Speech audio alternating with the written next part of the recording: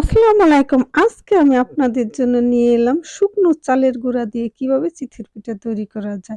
চলুন দেখি কিভাবে এই শুকনো চালের গুঁড়া দিয়ে আমি চিথির পিঠা তৈরি করি। খুবই মচমচে এবং সুস্বাদু হবে ইনশাআল্লাহ। এখানে আমি হাফ কেজি শুকনো চালের গুঁড়া নিয়েছি। এখানে সামান্য একটু লবণ দিয়ে দিলাম। স্বাদমতো দিয়ে নেড়ে চেড়ে নিব। তারপর আমি এখানে কি দিব? হালকা কুসুম গরম পানি এড করব এখানে। খুব বেশি ঠান্ডা না, খুব বেশি গরমও হবে না। হালকা কুসুম গরম পানি একটু করে দিব এবং মেখে নিব।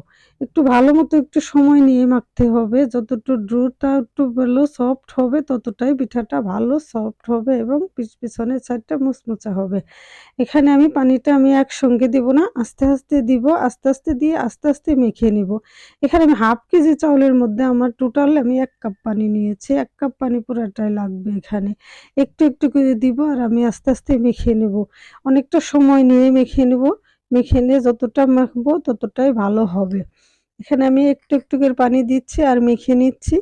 তো আমার মাখানো হয়ে গেছে। ডোটা ঠিক এমন হবে, একটু খুব বেশি ঘনও না এবং খুব বেশি পাতলাও না। এটা মাখানো শেষ হয়ে গেছে। এখন আমি রেস্টে রেখে দেব ৫ থেকে ১০ মিনিটের মধ্যে।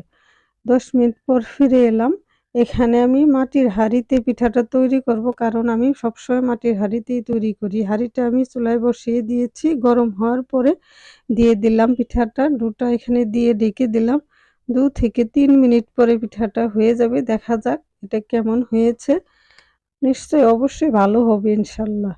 পারফেক্ট হবে। এই তো হয়ে গেছে আমার পিঠাটা। খুব বেশি ফুলেও নাই আর একদম খারাপও হয় নাই। মোটামুটি হয়েছে। শুকনো চালের গুঁড়া তো, যাক ভালোই হয়েছে আলহামদুলিল্লাহ। এই দেখুন খুব সুন্দর হয়েছে। পিছন সাইডটা একদম মুচমুচে হবে ইনশাআল্লাহ। এবং দেখে নিন, আবার ছেলেটা বলতেছে, "আম্মু, ফুটপাতে মামাদের মতো ডিমের পিঠা করো।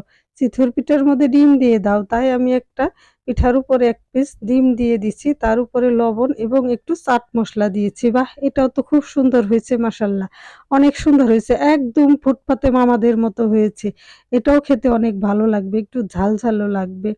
আর এদিকে আবার ছেলেটা বলতেছে, "আম্মু, একটু লাল মরিচ করো। লাল মরিচ দিয়ে খাবো পিঠা, চিতই পিঠা।" তাই আমি একটু লাল মরিচও করেছি। এখানে আমার পিঠা সবগুলোই তৈরি হয়ে গেছে। এখন গরম এগুলা লাল মরিচ দিয়ে চিতই পিঠা দিয়ে গরম তাই খাবো। আল্লাহ হাফেজ।